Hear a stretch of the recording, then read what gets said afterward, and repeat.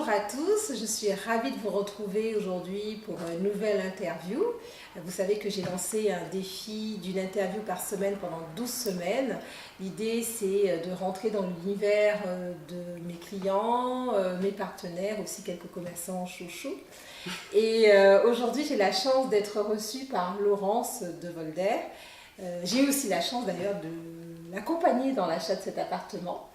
Et je suis ravie de pouvoir partager avec vous ce moment. Bonjour, je suis aussi ravie. Merci de te présenter. Alors moi je suis Laurence de Volder, j'ai 43 ans, mariée, 2 enfants, je ne vais pas vous faire un petit CV mais je suis marseillaise en fait et je suis de retour à Marseille depuis 5 ans avec un grand plaisir. Et grâce à Dominique, je suis en plus dans un appartement plutôt sympa pour le centre-ville de Marseille quand même, donc c'est chouette.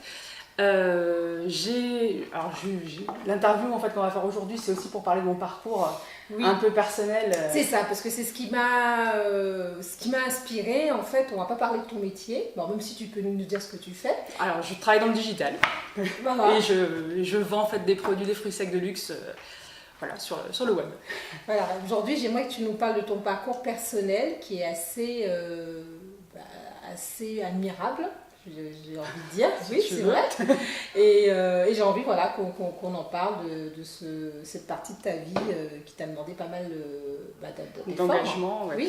Donc moi je suis, j'appelle ça comme ça, en fait une obèse opérée, c'est-à-dire que pour moi je serai une obèse toute ma vie, mais j'ai été opérée d'une sleeve. Une sleeve en fait c'est un rétrécissement de l'estomac. J'ai 80% de mon estomac en fait qui a été coupé. Ah oui. Donc j'ai été en fait opérée en novembre 2014, donc ça fait 5 ans. Ah oui. J'ai perdu 62 kilos et malgré tout, je suis encore en surpoids, mais je ne suis plus du tout en danger de mort parce que quand vous avez 60 kilos de plus, vous êtes en danger de mort. C'est ce qu'on m'avait expliqué.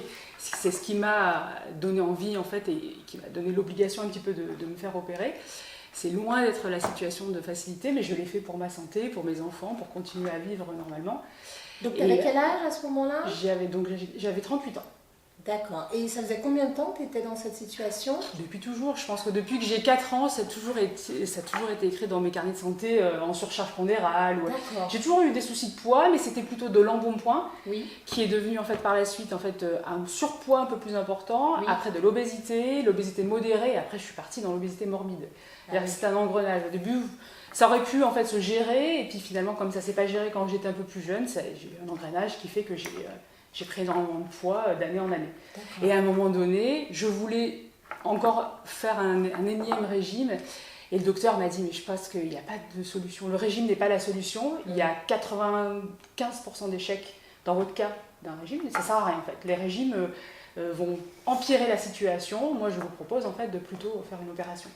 D'accord. J'ai dit non dans un premier temps. J'ai refait un deuxième bébé. Parce que c'était... Oui, alors ça c'est pas prévu comme ça, mais bon, ça c'est... Voilà, c'était pas prévu que je fasse un deuxième bébé, mais il y a un deuxième bébé qui est arrivé. Et après, en fait, la naissance de Louis, je me suis dit, bon, ben là, stop, quoi. Parce que j'avais repris encore un peu de poids. Ah oui. Et je me suis dit, stop, il va falloir y aller. Mon mari m'a accompagnée, m'a boosté à mort dans la décision, et c'est parti, quoi. Et je me suis fait opérer. Ah oui. Donc ton mari t'a connue obèse ? Ah complètement, ça fait 12 ans qu'on est ensemble, il m'a connue comme ça. Quand il voit des photos, de temps en temps il m'envoie des photos parce que Facebook nous fait ressortir des photos d'il y a X années. Il me dit, ah ouais, en fait même lui, mais personne se rendait compte. Et des fois en fait même je leur dis, mais pourquoi vous m'avez laissé en fait partir dans ce délire ? Alors lui il m'a pas laissé partir, il m'a connue comme ça. Et mais c'était compliqué en fait pour moi de comprendre comment j'ai pu en arriver là. Et voilà, bon, bref. Donc je sais plus ce que j'étais en train de te dire. Donc tu as été opérée, donc mais ça t'as dit c'est l'opération en fait qui était la solution. Oui, la solution en fait en tout cas pour perdre un maximum de poids, partir de cette obésité, d'arriver en fait en surpoids. Et à partir du moment où vous arrivez en fait à ce surpoids, vous vous dites qu'est-ce que je pourrais faire en fait pour qu'est-ce qui peut changer dans ma vie maintenant que j'ai ce poids en fait en moins. Et je me suis dit, et si si je me mettais en fait à faire du sport un peu plus intensément que ce que le docteur m'a dit de faire. Parce qu'il faut savoir une chose, vous êtes obligé dans la situation en fait, dans laquelle je suis, c'est-à-dire quand vous êtes fait opérer, de pratiquer du sport. Le médecin m'avait dit, si jamais vous voulez que ça soit une réussite, il va falloir partir dans une activité sportive après.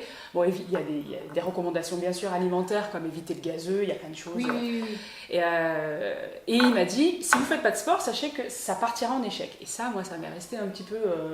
gravé. Oui. Et du coup, au début, quand vous avez 60 kg en trop, vous ne pouvez pas marcher 5 minutes. Puis après, vous êtes mort en fait, vous êtes fatigué. Après, vous marchez 10 minutes. Et puis en fait, tous les jours, comme j'étais aussi en arrêt, je me suis mis en fait à marcher un peu plus, à partir en fait sur la corniche. Donc ça a commencé par de la marche. Puis un jour, je me suis dit, je vais essayer de courir en fait. Et j'ai couru 100 mètres. Oui. Le maximum. C'était le maximum. Mais parce que mettez-vous en fait une machine sur le dos. Ah oui. Enfin, moi c'est un peu l'exemple que je mets où part avec des packs d'eau sur le dos et va courir. Ouais, c'est ça. C'est compliqué quoi. Parce que là, toi tu es mince et tout, donc tu peux y aller, mais fais-toi l'expérience un jour de partir avec un pack d'eau sur le dos et tu verras que c'est un peu plus compliqué. C'est clair. Et puis voilà, en fait, donc ça a commencé comme ça. Puis un jour, j'ai vu en fait une course qui s'appelle la Marseillaise des femmes. Oui. Et je me suis dit, c'est une course de 5 km pour les femmes. Et si je la faisais, c'est 5 km, je me suis dit, c'est mort, j'y arriverai jamais. Mais je vais m'entraîner. Et je me suis laissé quelques mois comme ça, où j'ai commencé par 100 mètres, après 500 mètres. Et là, tu avais déjà perdu suffisamment de poids pour pouvoir me permettre. D'accord. Oui. Et du coup, en fait, ça s'est enchaîné comme ça. Et en fait, un jour, en fait, pendant un entraînement, j'ai réussi en fait à faire 5 km. J'ai encore des vidéos là sur mes pages. Ah, c'est vrai qu'on les partage. Oui, alors j'ai une vidéo qui dit « Ah, ça y est, j'ai fait 5 km, c'est énorme, c'est fantastique ». J'étais émue. Pour un coureur, ça peut faire rire parce que 5 km, c'est un peu ridicule. Enfin, c'est pas ridicule, je vais pas dire ça pour ceux qui sont... En combien de temps on fait ça? Moi, j'ai pas de notion en fait. Alors moi, à l'époque, quand j'avais réussi cette première fois à faire 5 km, je pense que j'ai dû mettre 50 minutes. D'accord. Mon mari, pour info, 5 km, il met 24 minutes. Ah oui. Donc, bon, après, c'est pas... Et en plus, c'est pas le meilleur coureur. Il court très très bien, en fait, mais pour vous donner un rapport, en fait... Aujourd'hui, je mets pour 5 km, en fait, je vais mettre 36 minutes. Ah oui. Donc voilà, déjà ça a descendu et puis ça va. Et puis 5 km, en fait, je me suis dit, donc j'ai fait cette course, ça a été une révélation, je me dis c'est chouette. Et puis j'ai commencé à courir un peu plus parce que je me suis dit les progressions en fait sont assez sympas à voir parce qu'elles sont assez rapides. Donc passé de 5 km, après je me suis dit je vais faire le Trail urbain de Marseille, qui était quelques mois plus tard, c'était 7. Je suis arrivée en transe parce que c'était en montée, en descente, il y avait du trail, c'était à Pastré, mais j'y suis arrivée. Et après, j'ai enchaîné, je fais le Running Marseille, 10 km. Ah oui. Mais alors, quel conseil on peut donner aux gens qui veulent se mettre par exemple à la course, qui se disent voilà, ton mental en fait, il se passait quoi dans ton mental pour arriver à... Alors, déjà, il faut que ça soit un challenge personnel, il faut que tu te le dises qu'à toi en fait en disant mais c'est quoi le but de tout ça finalement? Qu'est-ce que moi je me prouvais ça qu'à moi-même parce que ça n'avait pas d'intérêt pour les autres, sauf dire qu'une personne en fait qui était dans mon cas peut réaliser ça, c'est quand même chouette. Quand on sait en fait de où je suis partie, se dire tiens, elle a réussi, si elle a réussi, je pense que tout le monde peut le faire. Et tu t'étais déjà débarrassée de tes 60 kilos là? J'étais quand j'ai réussi à faire ces premiers challenges, je devais être à 50 kilos, donc j'étais déjà en fait bien libérée d'une partie, mais ça n'empêche que j'ai un niveau qui est encore très bas, mon corps en fait il n'a jamais connu vraiment beaucoup de sport, donc je suis pas une sprinteuse, je serai jamais la meilleure du monde, j'arriverai peut-être, et je suis déjà arrivée plusieurs fois dernière d'une course, on s'en fout quoi en fait. Moi mon message c'est juste vas-y, tente, et il y en a plein qui tentent pas quoi. C'est ça qui c'est ça que je me suis souvent dit. Voilà, faut s'y mettre quoi en fait. Le tout c'est s'y mettre et après je parle beaucoup en fait dans toutes mes vidéos d'autodiscipline. Je suis alors c'est devenu un petit peu une addiction, c'est-à-dire qu'il y a un moment où même mon docteur me disait en fait de courir moins parce que j'étais arrivée à courir 6 fois par semaine, ça faisait beaucoup, c'est-à-dire que le matin je mettais mes baskets avant d'amener les enfants à l'école, je partais courir 10 km. Ah oui. Il a fallu que je réduise parce qu'ils me disent ça c'est pas... Alors moi je trouve ça étrange avec le recul qu'il m'ait dit de réduire, mais il trouvait que c'était pas forcément bien de courir autant dans ma situation. Je reste quand même une personne qui est une ancienne obèse avec des articulations plus faibles que la moyenne, donc ça serait dommage de me faire mal. Du coup il m'a fait peur, effectivement j'ai réduit parce que je veux surtout pas que ça s'arrête. Moi mon but c'est que ça s'arrête jamais. Donc je suis plutôt sur 3-4 sorties par semaine. parfois 5, voilà. Mais t'emmènes des gens avec toi ou Ça arrive en fait que j'amène. Alors oui. Alors, si vous voulez courir, appelez Laurence. Alors il va falloir juste être matinale parce que moi en fait il faut savoir que je pars courir à 5h45 tous les matins. Ah oui, facile. Tu viens Oui, d'accord. Je vais réfléchir. Moi je peux te lancer, tu aimes bien les challenges visiblement. 5h45 en bas et on est parti pour 7 km. Combien de temps 45 minutes. D'accord, ok. Ça te va? Alors, visiblement. comment te dire? Donc moi ça peut être ça peut être le dimanche matin aussi, ou un dimanche en fait la veille j'ai dit à mon mari tiens demain je me ferais bien Marseille-Cassis. Alors j'ai oublié de vous dire en fait qu'entre deux, un de mes challenges c'était de faire Marseille-Cassis, je l'ai fait, là je suis à ma 3e édition, donc Marseille-Cassis je l'ai réalisé 3 fois. Bravo. Je fais partie sans doute des 500 dernières, mais voilà, je l'ai fait à chaque fois, je l'ai fini. Je suis pas sur le côté, il y a eu beaucoup en fait de personnes qui ont été blessées, qui n'arrivaient pas en fait, à la fin, donc je suis une finisher à chaque fois et moi c'est ce que je veux juste finir mes courses, donc c'est chouette. Ça. Et un jour, donc là je l'ai fait 3 fois, il y a peut-être 1 ou 2 mois, j'ai dit à mon mari, tiens demain je me ferais bien à Marseille-Cassis. Mais j'ai dit, le problème c'est qu'après je peux pas faire 40 km, donc il va falloir juste venir me chercher à Cassis. Oui. Donc je suis partie à 7h du matin et puis... Comme ça, toute seule? Toute seule. C'est fou. Je suis partie avec mon truc, avec de l'eau. Quand je disais qu'elle est étonnante. Et puis voilà, bon, après on croise pas mal de monde quand même. À Marseille, en fait, on court. Il y a beaucoup de coureurs. Oui, c'est vrai qu'il y a beaucoup de coureurs. Je les vois sur la corniche. Alors, il y en a moins depuis Marseille-Cassis. Je pense qu'il y a beaucoup de gens qui s'entraînaient pour Marseille-Cassis. Ah, oui. Et là, depuis Marseille-Cassis, je suis un peu plus...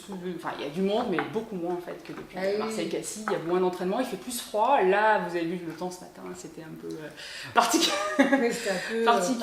Donc, quand il pleut, effectivement, quand il y a des averses comme ce matin, je ne vais pas courir. Donc, Alors, nous, dans l'équipe, j'ai Marie qui est donc responsable du service administratif, dont Marie est un fan des marathons. D'accord. Et là, il est parti courir le marathon de New York. Ça, c'est un rêve. Ah oui, ouais. C'est énorme. Et il a été au bout. Ah oui, c'est extraordinaire. Et il a couru le marathon de New York avec un t-shirt mi-loge. Ah, c'est génial ça. C'est génial. Bah, écoute. Moi, ça fait partie des petits trucs qu'on a. Alors, comme j'ai toujours des trucs un peu fous, je me dis c'est impossible.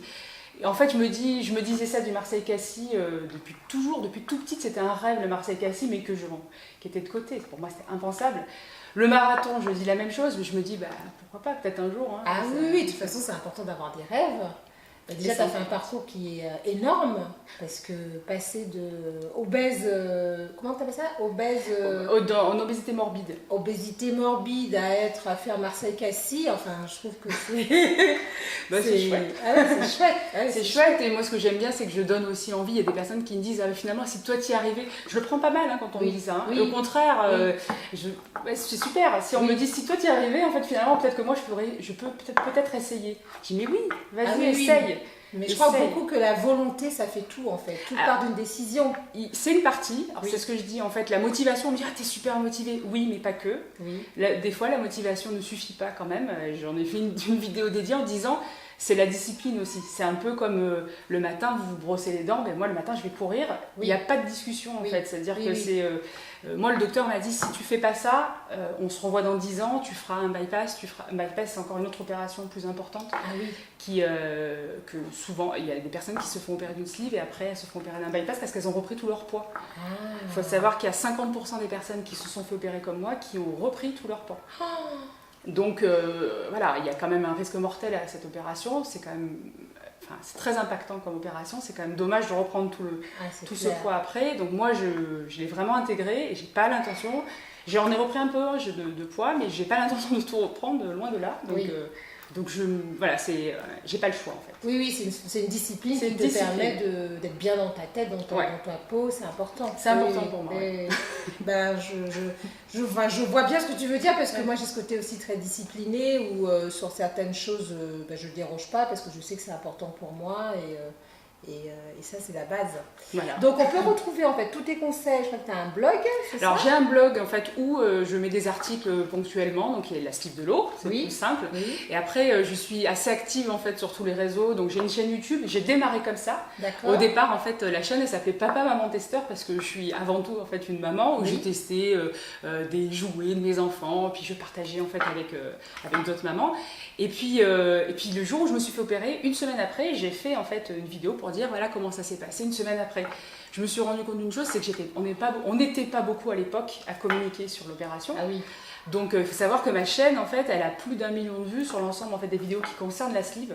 Parce que le contenu en fait de ce qu'il y a sur ces vidéos n'était pas disponible à l'époque. Après, depuis, d'autres en fait ont créé des chaînes et bien sûr ça se développe et c'est vachement bien. Et au moins on a des points de vue complètement différents. Moi, ça s'est passé comme ça, pour d'autres beaucoup moins bien. Il y a eu des échecs. J'ai beaucoup regardé de vidéos d'échecs. Donc, du coup, vous avez la boule à l'estomac en fait. Quand vous regardez ces vidéos et que vous allez vous faire opérer, moi je me suis dit ça s'est bien passé, autant le communiquer. Autant le partager. Et il n'y a pas que l'échec qu'il faut partager. Et donc voilà, donc c'est pour ça que j'ai commencé en fait par les vidéos, quoi.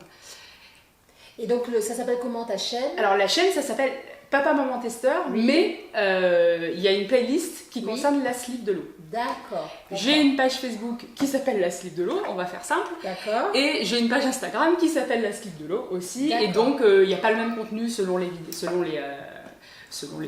réseaux. Sur Instagram, je suis beaucoup en fait en story où le matin, vous voyez, à 5h45, vous avez ma tête à 5h45 quand je pars courir, le chemin que j'ai fait sur Strava. Enfin, d'accord. C'est assez ludique. Il y en a qui courent pas du tout. Apparemment, ils m'ont dit que c'était un peu comme le monde de Martine. Ils regardent un peu la story le matin pour un peu voir ma vie. Ça lui fait rire, tant mieux. Si ça fait rire. Est-ce que tu donnes des conseils au niveau de l'alimentation aussi?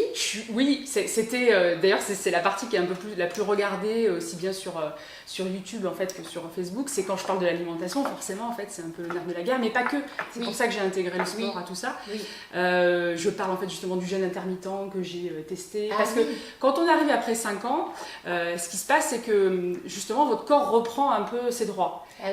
Votre estomac se agrandit en fait aussi et vous regrossissez. Enfin, c'est comme ça que ça se passe. Du coup, je redonne en fait un petit peu les bases en disant attention, il faut privilégier bien les protéines, arrêter de manger autant de sucre. Enfin, voilà, et de temps en temps en fait, je mets des recettes de cuisine en fait que je cherche. Voilà, donc c'est un peu. On pourrait prévoir un petit atelier à l'agence. Avec plaisir. Moi, j'adore ça. Voilà. C'est une bonne idée. Bon, écoute, merci beaucoup Laurence de ce partage. Je pense qu'il y a beaucoup de personnes qui vont vraiment s'en inspirer. C'est un plaisir, tu es à l'aise en plus, c'est super agréable. Je vous remercie à tous d'avoir suivi cette interview et puis je vous donne rendez-vous la semaine prochaine pour encore de belles aventures. Merci. À bientôt. À bientôt.